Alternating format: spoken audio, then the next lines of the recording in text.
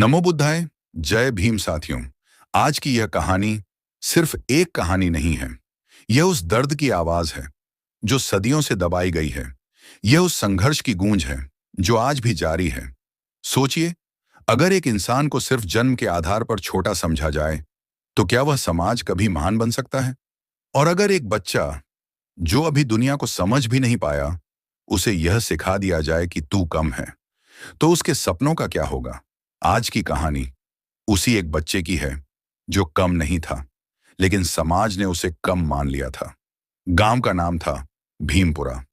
एक साधारण सा गांव जहां सुबह सूरज के साथ लोग खेतों में निकल जाते थे और शाम को थके हुए लौटते थे। बाहर से देखने पर सब कुछ सामान्य लगता था, लेकिन अंदर एक खामोश दीवार थी। जाति की दीवार। यहां हर चीज बंटी हुई थी।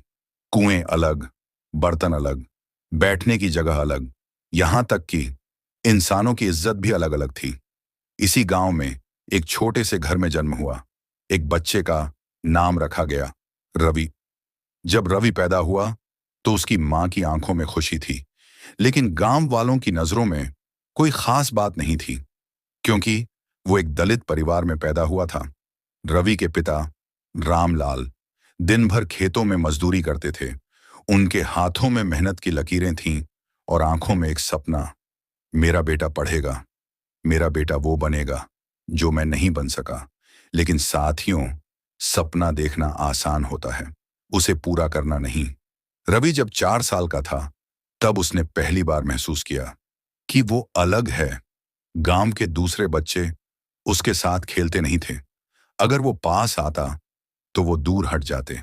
एक दिन उसने अपने पिता से पूछा, बाबा, मैं उनके साथ क्यों नहीं खेल सकता? रामलाल कुछ पल चुप रहे। उनकी आंखों में दर्द था, लेकिन उन्होंने सिर्फ इतना कहा, बेटा, तू पढ़ लिख ले, सब ठीक हो जाएगा। रवि समझ नहीं पाया, लेकिन उसने सिर हिला दिया। समय बीता। रवि अब स्कूल जाने लगा। पहले दिन उसने नई शर्ट पहनी, हाथ में कॉपी ली और बड़े उत्साह से स्कूल पहुंचा। लेकिन जैसे ही वो क्लास में गया, शिक्षक ने उसे देखा और कहा, तू पीछे बैठ। रवि चुपचाप पीछे जाकर बैठ गया। उसने सोचा, शायद सभी नए बच्चों को पीछे बैठाया जाता है। लेकिन धीरे धीरे उसे सच्चाई समझ में आने लगी। बाकी बच्चे आगे बैठते थे, वो हमेशा पीछे। बाकी बच्चे साथ में खाना खाते थे, वो अकेला। और सबसे बड़ा दर्द, पानी।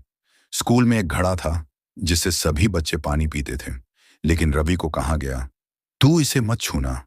उसके लिए एक टूटा हुआ गिलास रखा गया था जिसे कोई और नहीं छूता था। एक दिन बहुत गर्मी थी। रवि को बहुत प्यास लगी। उसका गिलास कहीं नहीं मिला। उसने इधर उधर देखा और फिर हिम्मत करके घड़े से पानी पी लिया। लेकिन उसी समय एक बच्चे ने देख लिया, अरे, इसने घड़ा छू लिया। कुछ ही सेकंड में पूरा माहौल बदल गया। शिक्षक आए। उन्होंने गुस्से में रवि को पकड़ लिया। तुम लोगों को समझ नहीं आता? रवि डर गया। वो कुछ बोल भी नहीं पाया। उसे सबके सामने डांटा गया, मारा गया और कहा गया, अपनी औकात में रहो। साथियों, सोचिए, एक छोटा सा बच्चा जिसे अभी यह भी नहीं पता कि जाति क्या होती है, उसे यह सिखाया जा रहा है कि तू छोटा है। उस दिन रवि घर लौटा। उसकी आंखों में आंसू थे, लेकिन उसने कुछ नहीं कहा। उसकी मां ने पूछा, क्या हुआ? रवि चुप रहा, बस अपनी मां से लिपट गया। उसकी मां सब समझ गई, लेकिन वो भी क्या कर सकती थी। उस रात घर में चूल्हा जला, रोटी बनी, लेकिन उस घर में एक खामोशी भी थी। रवि पहली बार अंदर से टूटा था। लेकिन साथियों, यही वो पल होता है जहां इंसान या तो टूट जाता है या बन जाता है।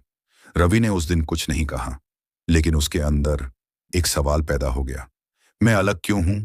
दिन बीतते गए, रवि बड़ा होता गया, लेकिन सवाल और गहरा होता गया। एक दिन गांव में एक बड़ा कार्यक्रम था। मंदिर में भंडारा था। सभी बच्चे वहां गए। रवि भी गया। वो लाइन में खड़ा हुआ थाली लेने के लिए, लेकिन तभी एक आदमी ने उसे देखा और जोर से चिल्लाया, अरे, इसे बाहर करो। रवि समझ नहीं पाया। उसने कहा, मुझे भी खाना चाहिए। लेकिन जवाब मिला, ये तेरे लिए नहीं है, और उसे धक्का देकर बाहर कर दिया गया। उस दिन रवि पहली बार जोर जोर से रोया। उसने आसमान की तरफ देखा और पूछा, भगवान, मैंने क्या गलती की है? लेकिन जवाब कहीं से नहीं आया। साथियों, यही वो सवाल है जो आज भी लाखों बच्चे पूछ रहे हैं। उस रात रवि सो नहीं पाया। वो सोचता रहा, अगर मैं यहां रहूंगा तो हमेशा ऐसा ही होगा। और तभी उसने एक फैसला लिया, मैं पढ़ूंगा, इतना पढ़ूंगा कि एक दिन कोई मुझे छोटा नहीं कह सके। अब रवि बदल चुका था। वो सुबह जल्दी उठता, पढ़ाई करता, स्कूल जाता, फिर काम में अपने पिता की मदद करता।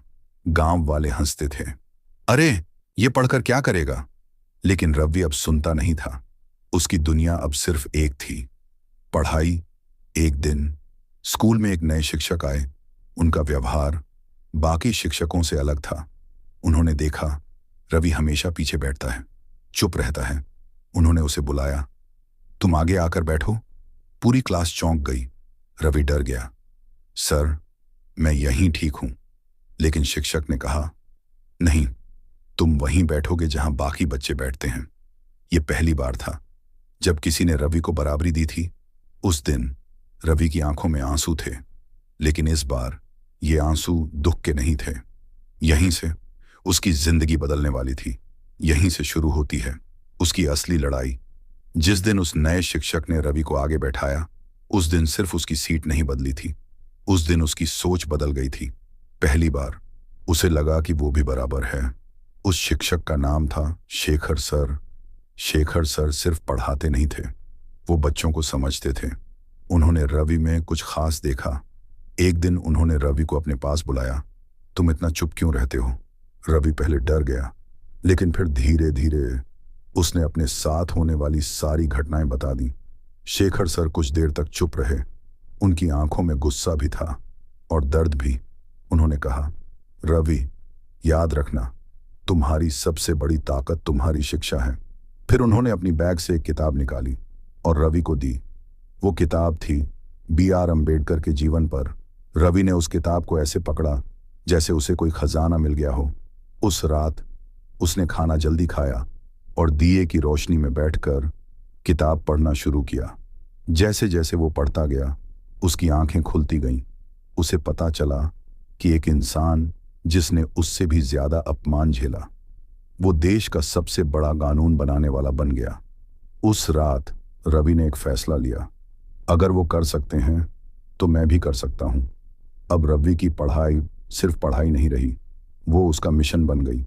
वो सुबह 4 बजे उठता, पढ़ाई करता, स्कूल जाता, शाम को काम करता और रात को फिर पढ़ता। गांव वाले अब भी हंसते थे, अरे अफसर बनेगा ये। लेकिन इस बार रवि मुस्कुरा देता था, क्योंकि अब उसे पता था उसका रास्ता सही है। समय बीतता गया।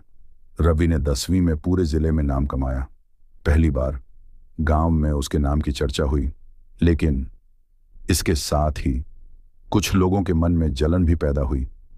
ये अगर आगे बढ़ गया तो हमारी बराबरी करेगा।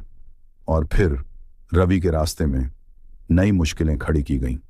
कभी उसके कागज गायब कर दिए जाते, कभी उसे ताने दिए जाते। लेकिन रवि अब कमजोर नहीं था।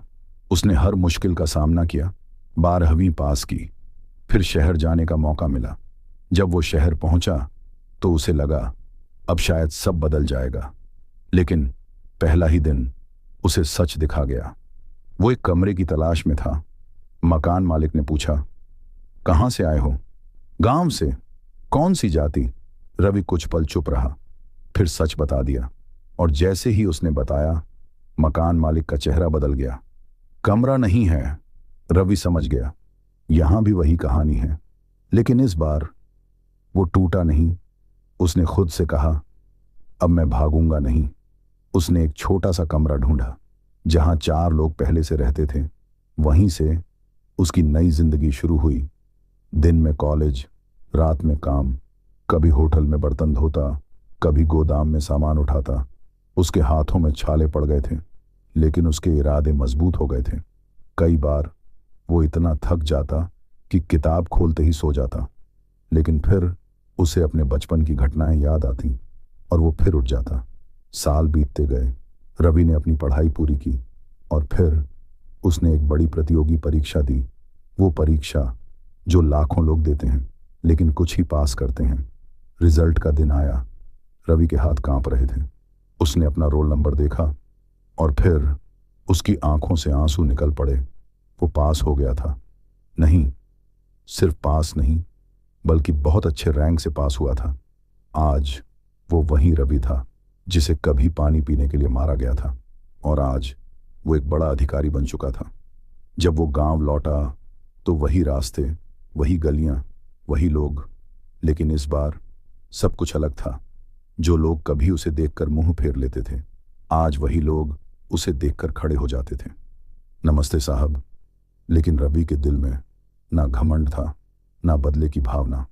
उसके दिल में सिर्फ एक बात थी, अब बदलाव करना है। वो सीधा उसी स्कूल गया जहां कभी उसे पीछे बैठाया जाता था। उसने देखा, आज भी वही हाल था। दलित बच्चे पीछे बैठे थे। रवि की आंखें भर आईं, लेकिन इस बार वो रोया नहीं। उसने प्रिंसिपल को बुलाया और कहा, आज से इस स्कूल में कोई पीछे नहीं बैठेगा, सब बच्चे बराबर हैं। उसने खुद जाकर बच्चों को आगे बैठाया। फिर वो उसी घड़े के पास गया जहां कभी उसे पानी पीने से रोका गया था। उसने सबके सामने उसी घड़े से पानी पिया और कहा, यह पानी सबका है। पूरा स्कूल खामोश था, लेकिन उस खामोशी में एक बदलाव शुरू हो चुका था। फिर रवि ने पूरे गांव में काम शुरू किया। सामूहिक कुआं बनवाया जहां कोई भेदभाव नहीं था। गांव में बैठक की, लोगों को समझाया। कुछ लोग विरोध कर रहे थे, लेकिन अब रवि अकेला नहीं था। गांव के कई युवा उसके साथ खड़े हो गए। धीरे धीरे सोच बदलने लगी। वो गांव जो कभी भेदभाव के लिए जाना जाता था, अब एक नई पहचान बना रहा था। साथियों, बदलाव आसान नहीं होता, लेकिन अगर कोई ठान ले तो बदलाव रुकता भी नहीं। रवि ने वही किया। उसने सिर्फ अपनी जिंदगी नहीं बदली, उसने पूरे समाज की दिशा बदल दी।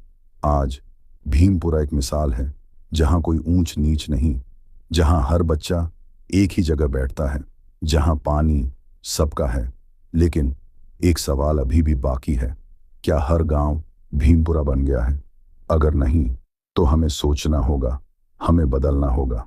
याद रखिए, B.R. अम्बेडकर ने हमें सिर्फ अधिकार नहीं दिए, उन्होंने हमें रास्ता दिखाया है। अब चलना हमें है। अगर यह कहानी आपके दिल को छू गई हो, अगर आपको लगा हो कि यह सिर्फ कहानी नहीं बल्कि सच्चाई है, तो चुप मत रहिए। इस वीडियो को ज्यादा से ज्यादा शेयर कीजिए ताकि हर गांव, हर शहर तक यह आवाज पहुंचे।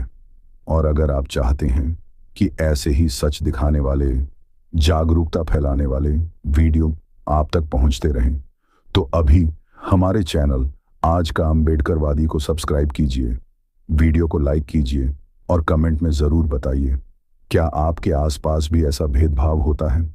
क्योंकि जब तक हम बोलेंगे नहीं, तब तक बदलाव आएगा नहीं।